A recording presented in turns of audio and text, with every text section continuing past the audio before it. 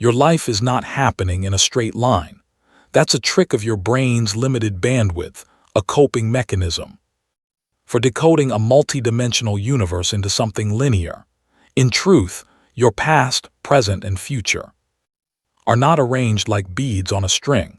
They exist simultaneously like frequencies on a cosmic radio dial, and the you that you become is determined not by chance or fate, but by the frequency you're tuned into right now.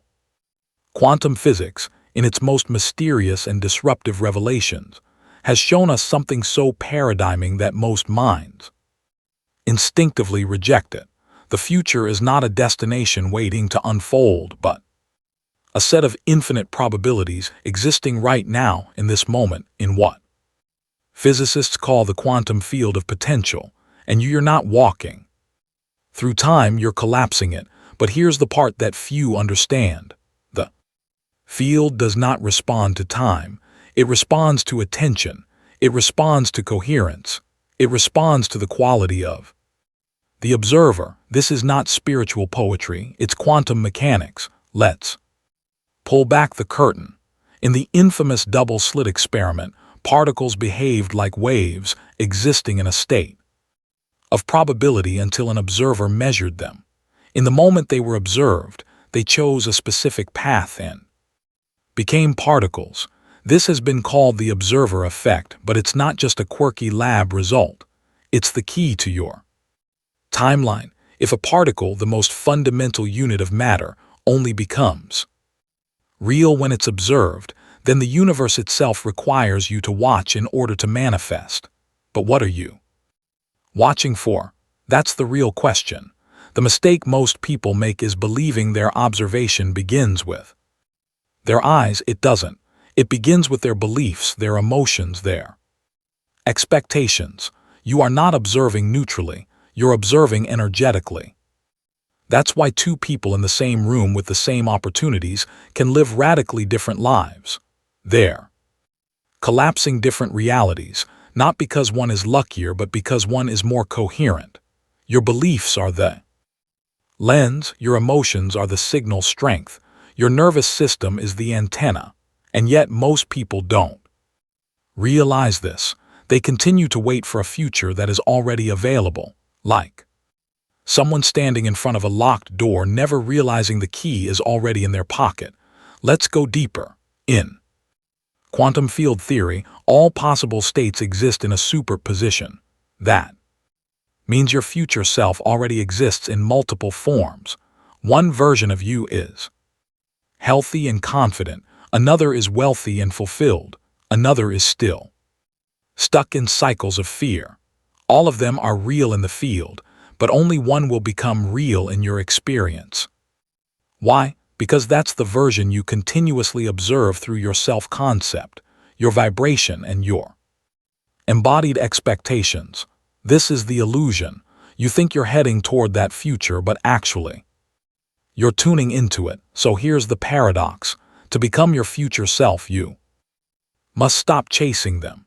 You must match them emotionally, neurologically, vibrationally, as if you were already them. The timeline is not ahead of you. It's beside you, and the only thing preventing you from shifting into it is coherence. Now pause. This might challenge every belief you've had about growth, destiny, and personal development. And that's the point. We're taught that time flows like a river, and we are its passive passengers. But quantum physics and the mystical traditions that knew this long before science caught up show us that time behaves more like an ocean. Every version of you exists simultaneously like islands scattered across the waters of potential. You don't move through time, you navigate consciousness, and this navigation begins not with force, but with frequency. There's something even stranger. The field doesn't recognize effort, it recognizes resonance. You may work hard, take action, visualize endlessly, but if your vibration is still tuned to doubt, lack, or unworthiness, the only reality that can collapse for you is the one that matches that signature. Let that sink in. You do not receive the future you want, you receive the future you're vibrationally equal to. Now ask yourself, what version of your future self are you currently observing without even realizing it? The one who keeps surviving or the one who finally thrives? The one who doubts or the one who leads? The field is neutral. It doesn't care what you want, it reflects what you are. But how do you shift? What's the mechanism for collapsing a different version of your future self? One that is already present in the field, but hidden from your current reality. That's the puzzle, and the answer begins in a place you might not expect. It begins in the silent architecture of your nervous system, in the electric hum of your heart's coherence, and in the soft but powerful alignment of belief, body, and breath. You see, the future isn't hiding from you. You're hiding from it by anchoring your energy to the wrong timeline over and over through repetition of thought, emotion, and identity. But something changes when you stop observing from fear and start observing from embodiment. In the next chapter, we'll uncover the secret relationship between you and the version of yourself that already lives the life you think you're trying to create, and why that version might be trying to reach you just as much as you've been reaching for it. But before we open that door, ask yourself not what's next, but who is watching through your eyes right now, because your future is not waiting, it's observing. There's a reason you sometimes feel like something is guiding you, like there's a version of you somewhere just beyond the veil, whispering instructions through dreams, déjà vu, or an unshakable intuition. Maybe you call it your higher self. Maybe you've written it off as coincidence. But what if it's neither? What if science is finally catching up with something ancient? Mystics and visionaries have always hinted at that. Your future self is not just a possibility but a presence. To understand this, we need to step into one of the most mind-bending revelations in quantum physics, entanglement. At its core, quantum entanglement describes the phenomenon where two particles once connected remain bonded across time and space, change the state of one dire and the other responds instantly, even if they're separated by galaxies. Einstein famously called it spooky action at a distance, but it's not spooky, it's fundamental, and it doesn't just apply to particles, it applies to you. Your future self and your present self are entangled. They are not separate entities. They are two expressions of the same consciousness, vibrating at different frequencies, observing from different points along the same nonlinear continuum. The electromagnetic imprint of your future identity is already present in the field, and it's sending signals right now through dreams, synchronicities, inner knowings that feel irrational but real. But here's the catch. You can only decode those signals when you enter resonance, when you're stuck in stress, survival, fear, or doubt. Your body is vibrating in incoherence. In that state, you can't perceive higher frequencies. It's like trying to hear a symphony while standing in front of a roaring jet engine. The signal is there, clear, specific, benevolent, but your system isn't quiet enough to receive it. And yet, even then, your future self is still trying. That whisper you ignored, that path you almost took, that moment when something told you to turn left and you didn't, those were not random. They were messages, echoes, feedback from a version of you who already knows the way, because they've walked it. And the strange truth is, as much as you're trying to become them, they're watching you too. Entanglement isn't limited by time. This is where it gets deeply mystical and yet firmly grounded in physics. Time, as we perceive it, is a local illusion, a perceptual effect of how consciousness interacts with matter. But at the quantum level, cause and effect can reverse. A choice made now can influence a state that existed before. This is known as retrocausality, and it shatters everything we think we know about linear progress. It means your present self can be influenced by a future decision, especially when that decision carries emotional intensity, coherence, and clarity. And so we arrive at a truth that many resist because it requires radical responsibility. Your future self is already reaching back to shape you, but only if you allow it. Pause here, breathe. Can you feel the implications of this? You're not alone on your path. You're not guessing in the dark. You are receiving daily moment by moment vibrational instructions from a future you who already remembers how you got there. The question is, are you quiet enough to hear them? Let's bring this down from the abstract and into the body. There's a concept in neuroscience called neural mirroring, the ability of the brain to simulate the experiences of others simply by observing. It's how we feel pain when someone else is hurt or excitement when someone succeeds. But what if the most powerful mirror is not someone else but a future you? When you begin to simulate the thoughts, feelings, and posture of the person you wish to become, you're not faking it, you're syncing. You're creating a BOF feedback loop between timelines, opening a vibrational channel that allows insights, instructions, and upgrades to pass through.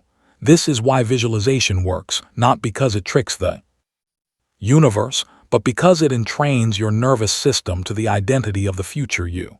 It sharpens the signal between timelines. But here's the mistake most people make. They try to force the future to arrive instead of learning to collaborate with it. Force operates from separation. Collaboration operates from entanglement. This is not about becoming something new. It's about remembering something ancient, that the field of infinite potentials is not outside of you. It's entangled with you. And so is every version of your future self, the one who's healed, the one who's loved, the one who leads, the one who's finally free. And here's where it gets even more profound. When you begin to respond to life from that frequency, instead of reacting from old wounds, the entanglement strengthens. The bond becomes conscious. You feel guided. You feel supported. And even though the external circumstances might not shift overnight, your internal compass stops spinning. You know the path. You can feel it under your feet. And that's when the synchronicities begin. You'll meet someone random who knows exactly what you need. You'll stumble upon a book, video, a message that feels like it was meant for you. You'll find yourself taking actions that feel natural but bold. These are not accidents. They are confirmation. Your future self is responding to your coherence. But what happens when you slip back into doubt? What happens when you collapse back into the version of you that can't hear, can't trust, can't receive? That's part of it too. Entanglement doesn't break, it waits. Your future self is not judging. They're simply resonating at a frequency that's always available, waiting for you to remember the code. And what is that code? Its presence, its coherence, its alignment. When you embody that not as a performance but as a felt state, you unlock the quantum mirror. And once that mirror is open, the entire timeline becomes a conversation between now and next. In the next chapter, we'll explore exactly how that conversation becomes reality, and why your emotions are not just chemical responses, but the tuning forks that collapse one future over another. Because you are not chasing your destiny, you're collapsing it one vibrational choice at a time. They told you reality is solid, that life unfolds in straight lines, that what you see is what is, and anything beyond that is imagination. But they never explained how your imagination sometimes becomes real. They never told you that your thoughts, invisible, fleeting, untouchable, might be the most powerful force shaping the world around you. Not metaphorically, literally. The truth is this: you are not a static observer of a fixed universe. You are the wave, and coherence is how you collapse it. Let's return for a moment to the most famous experiment in quantum physics, the double-slit experiment. Particles fired at a screen behaved like waves spreading into infinite possibilities until they were observed. The moment they were observed, they behaved like particles. They chose a single outcome. The wave collapsed into form, Now replace the particle with your life. You are the observer, yes, but you are also the wave, every day. Your energy exists in a state of potential, infinite versions of how today could unfold, infinite futures, infinite outcomes, and in every breath, with every thought, with every emotional reaction or intentional feeling, you collapse one of those waves into a lived experience, not through logic, not through force, through coherence. What is coherence? In physics, it's the synchronized alignment of waveforms. In the human body, it's the harmony between brain and heart. In the quantum field, it's a signal, clean, ordered, amplified. When your thoughts, emotions, and actions are in resonance, they send a clear instruction to the field, and the field responds instantly and precisely. This is why your mind can want one thing, but your life reflects another, because your vibration, not your desire, is the true instruction. Let that settle. You can say you want abundance. You can meditate on freedom. You can visualize your dream partner, dream business, dream life. But if your body is still anchored in fear, in self-doubt, in emotional chaos, the wave won't collapse the way you intend. The quantum field doesn't respond to what you want. It responds to who you are being. Now, here's the twist. Most people try to become coherent after the result shows up. They say, I'll feel peaceful when I have financial security. I'll feel love when I'm in the right relationship. I'll feel powerful when my goals are achieved. But the field doesn't work like that. It doesn't wait for external proof to activate internal states. It listens for internal coherence first, and then it arranges the external accordingly. The vibration precedes the manifestation. The field is not reacting to matter, it's responding to frequency. So what happens when you finally choose coherence? Not as a momentary meditation, but as a way of being, you become a magnet for a new timeline. Let's be clear, coherence is not pretending to be calm. It's not spiritual bypassing. It's not suppressing pain. It's alignment. It's when the story in your head, the emotion in your chest, and the behavior of your body are all saying the same thing. That's when the wave responds. That's when reality bends. Let's visualize this. Imagine your consciousness as a lighthouse. If the lens is foggy, distorted by fear, self-sabotage, trauma, the light scatters. It reaches few shores. But when the lens is clear, when your emotions, thoughts, and actions are aligned, the light becomes a laser. And that laser doesn't just illuminate your path, it shapes it. This is why people speak of flow states, of things clicking, of doors opening effortlessly. It's not magic, it's resonance. But coherence must be cultivated. It doesn't arrive by accident. It's built through discipline of thought, emotional regulation, and deep presence. It's built through embodied choice, moment after moment, to stay aligned with the version of you who already lives the future you desire. This is the practical side of the mystical. The field is intelligent, yes, but it's also mechanical. Just like a tuning fork causes another fork to vibrate at the same pitch, your coherence causes matching timelines to vibrate in response. They move toward you, because vibrationally you are already there. And yet the moment you collapse back into incoherence and into fear, judgment, self-rejection, the signal distorts, the wave collapses, but not into the timeline you hoped for. Here's the brutal beauty of quantum creation. You're always collapsing something you can't not create. The question is, are you collapsing by default or by design?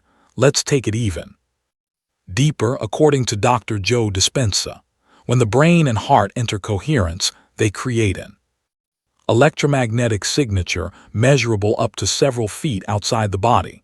This signature influences matter.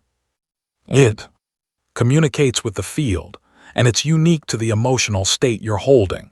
Gratitude sends one signal. Shame sends another. Presence is one frequency. Panic is another. The wave collapses accordingly. Now consider this. Every moment you spend incoherent Gratitude not for what you have, but for what you are becoming. You are sending a magnetic imprint into the field. You're telling reality, this is the frequency, match it, and the field obeys, not because you forced it, but because it has no choice. But coherence is fragile in a world addicted to noise.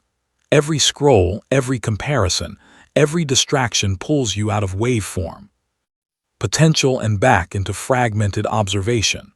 The key is not to escape the world, but to enter it vibrationally. Immune, to stay in coherence even when chaos surrounds you, is to claim your role as creator. Now here's where the curiosity loop deepens. What if you could live in that coherence? What if instead of moments of aligned meditation, you trained your nervous system to make coherence your baseline? What if your default was already the frequency of your future self? That changes everything, because the more sustained your coherence, the faster the wave collapses and the more consistent the outcomes become. You stop living reactively and start living holographically. In the next chapter, we'll explore the mechanics of this shift, not in theory but in practice.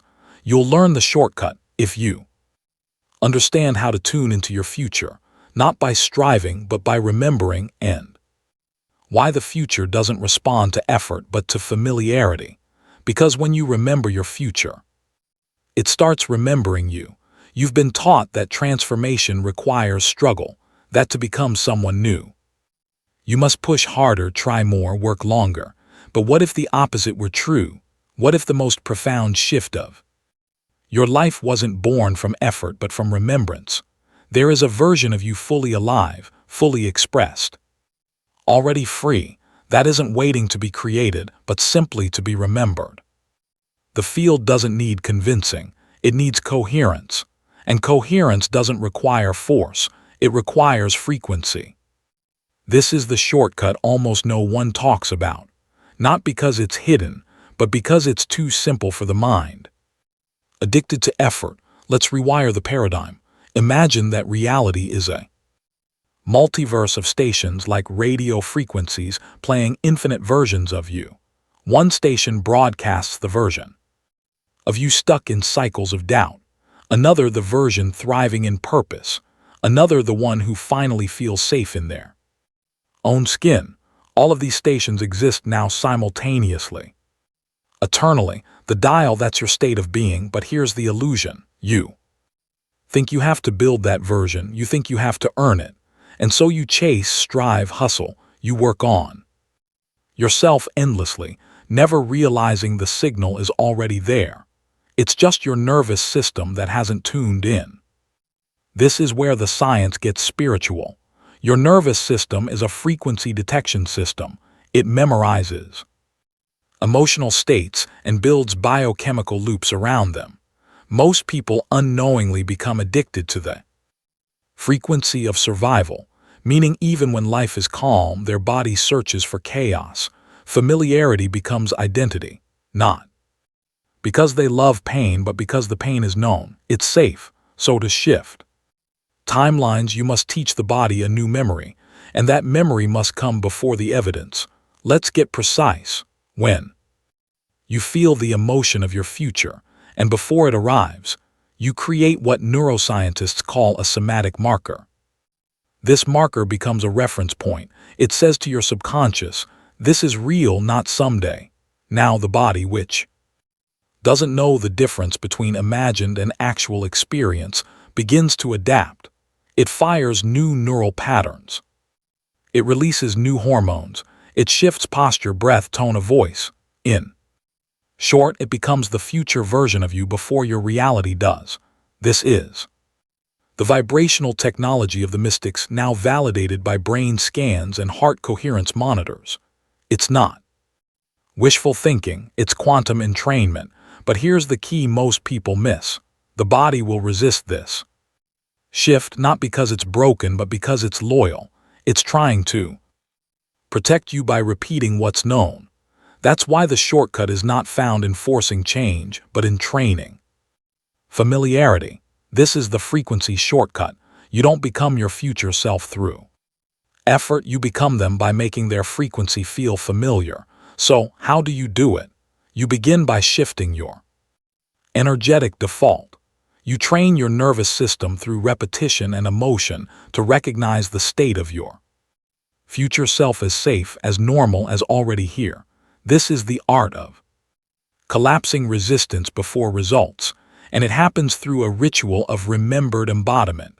Here's a simple practice. Use it daily, especially when old patterns arise. The time encoding ritual. Close your eyes and take 3 slow, deep breaths. Recall a moment from your imagined future, a scene where you're fully in your power, your peace, your purpose. Feel it in detail. How does your body move? What's the posture? What thoughts are playing in your mind? What's the expression on your face? Now amplify the emotion. Let your heart lead. Let gratitude swell as if this reality is already done, because in the field it is. Hold that frequency for 90 seconds. That's enough to imprint a new signal into the field. Then open your eyes and act from it.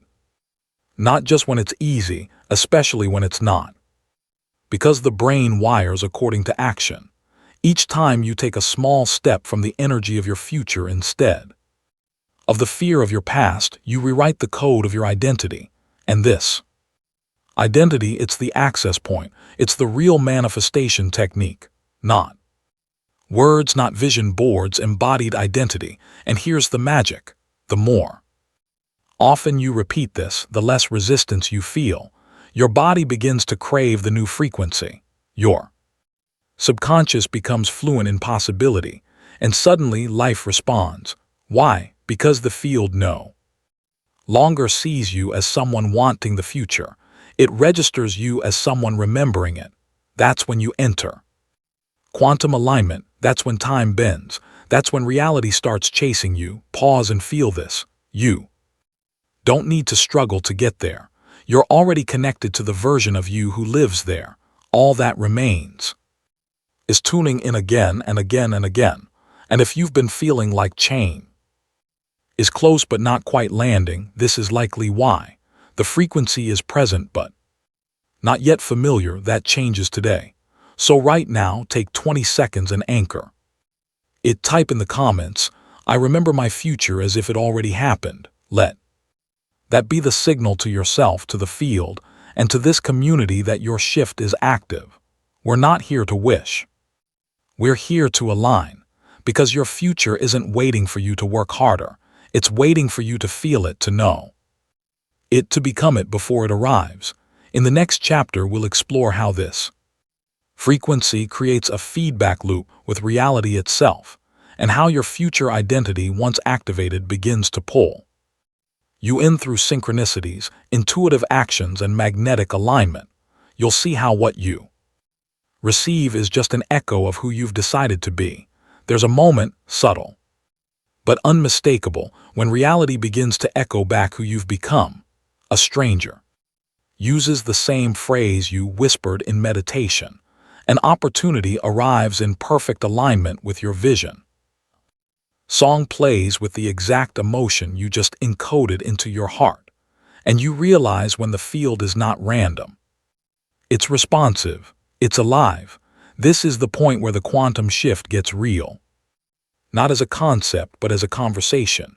You've moved beyond desire, beyond chasing. You've entered the feedback loop of creation.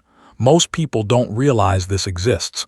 They think life is one-directional. I act and results follow. But that's not how quantum systems operate. In a classical world, cause precedes effect. In a quantum world, the lines blur. The future can affect the present, and once you learn to recognize its signature, you'll never unsee it again. Let's break this open with science. In John Wheeler's delayed choice experiment, particles behave as if they know they're going to be observed even before the observation happens. This suggests a form of retrocausality. The future decision affects the present outcome. It defies linear time, but it aligns perfectly with the quantum model where consciousness is primary and time is not fixed. So, what does this mean for you? It means the version of your future self you choose to embody today begins shaping your environment before any external action. It means who you become doesn't just change your internal state, it changes the timeline you attract and the feedback you receive from the field. Let's simplify. Your frequency doesn't just broadcast, it attracts, it instructs, it mirrors. This is why certain patterns seem to loop in your life. Not because the universe is testing you, but because you haven't changed the signal you're sending. The field, ever responsive, ever neutral, keeps reflecting back the identity you're holding. And until that identity shifts, the feedback won't either. But here's the twist. Once you shift the frequency long enough to sustain coherence, something radical happens. Reality stops reacting. It starts organizing around you. You become a mirror, not a passive reflector but an active transmitter. Your environment reorganizes itself to match your dominant vibration. People show up who match your clarity. Resources appear without hustle. Time bends. Synchronicities increase. This isn't luck, it's physics, and it's how quantum feedback operates. Let me tell you a story. A man had been visualizing financial abundance for months. He meditated, he journaled, he affirmed, but nothing shifted. One day in deep meditation, he stopped trying to manifest money and started embodying the frequency of trust, not for a result, but as a way of being. Within 48 hours, he received a phone call. An old client had referred him to someone who needed his service urgently and paid him in full upfront without negotiation. The man didn't create this through force. He simply became the vibrational match for an opportunity that already existed in the field. This is the loop. The more you act from the frequency of your future self, not toward it, the more your timeline accelerates, the feedback becomes clearer, the mirror becomes sharper. But there's a responsibility here, because the field mirrors your shadows too. When you act from scarcity, the field doesn't judge, it complies. When you vibrate in confusion, the field doesn't correct, it reflects. This is not punishment, it's precision. And once you accept this, you stop blaming the outside world for the reflection and start refining the source. This is where true quantum maturity begins. The mirror does not respond to declarations. It responds to embodiment. And embodiment is built through micro-decisions. The way you breathe when no one's watching, the thoughts you repeat when doubt creeps in, the identity you default to when old patterns tempt you back. Want a new reality? Then hold a new signal long enough to receive new feedback. And here's where it gets even more profound. When your internal state becomes immune to external conditions, when you no longer wait for reality to justify your vibration, but maintain it regardless, the loop reverses. You no longer react to life. Life reacts to you. The field, once chaotic, begins to organize itself in your favor. This is coherence in motion. You become the cause, not the effect. And this is not a metaphor, it's measurable. HeartMath Institute has shown that sustained heart coherence not only shifts personal physiology, but affects the electromagnetic environment around you. This means your coherence literally influences the collective field. You're not just creating for yourself, you're broadcasting into the quantum web. And what happens when enough people become mirrors? Reality shifts. This is the quantum revolution. Not a mass awakening by information, but by frequency and trainment, one embodied future self at a time. So let's bring it back to you right now. The version of you who already lives your next chapter, your healed chapter, your liberated chapter. Your expansive chapter is not only real, they are watching you, and they're sending you feedback through gut feelings, through signs, through the field. Your job is to trust it, to respond to it, to become coherent enough to hear it clearly. Because here's the truth most won't say. Your future self doesn't need you to figure it all out. They need you to feel the way they feel right now. And when you do, they'll collapse toward you with grace, with speed, with mirrored precision. In the final chapter, we'll bring everything together.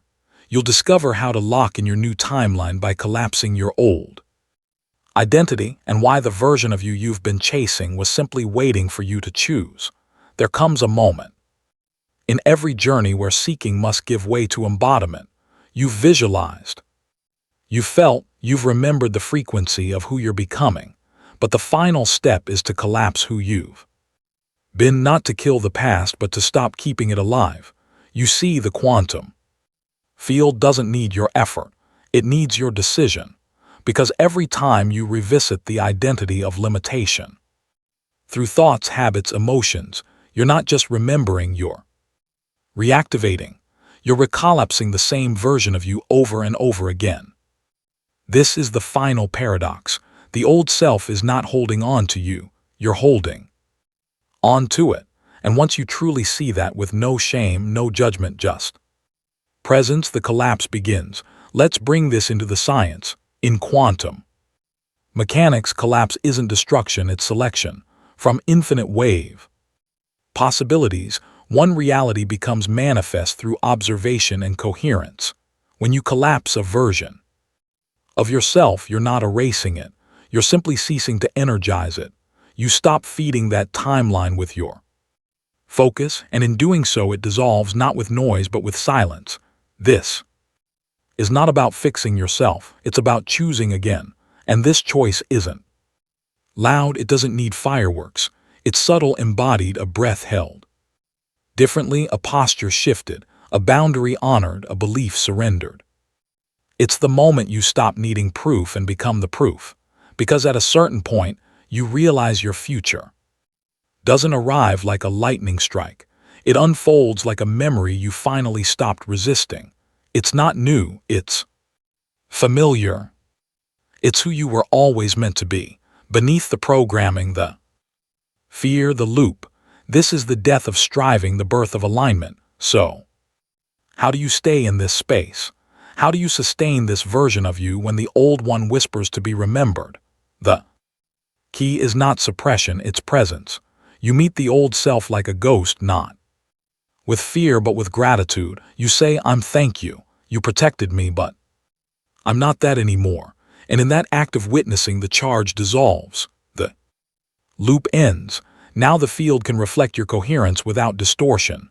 Let's make it practical. Every morning, wake up and collapse the version of you that no longer serves.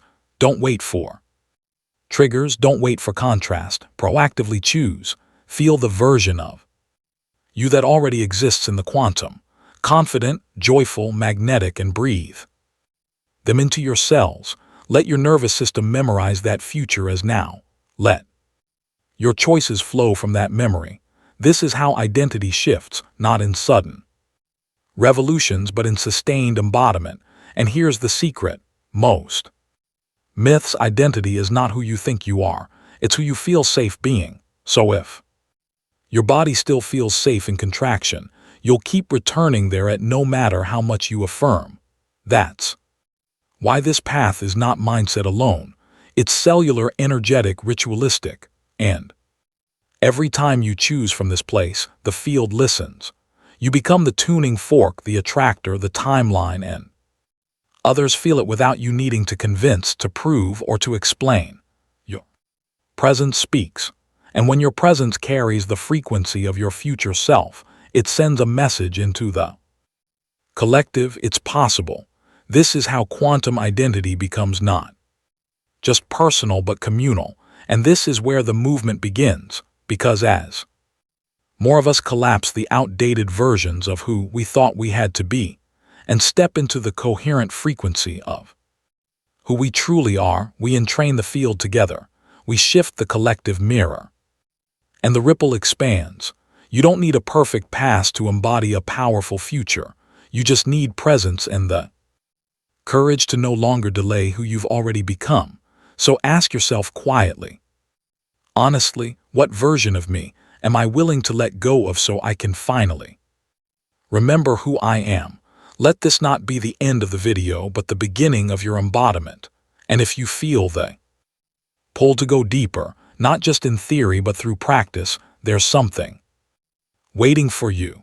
Inside the Awaken Your Quantum Power ebook, you'll find the next layer, not more information but activation. It's a companion designed to move these teachings from concept into embodiment with daily tools, rituals, and guided practices to collapse the old self and anchor the new frequency with clarity. The link is in the pinned comment. If you feel it's aligned, it's yours to explore because your quantum identity isn't coming. It's already here, awaiting to be chosen. So choose collapse and become.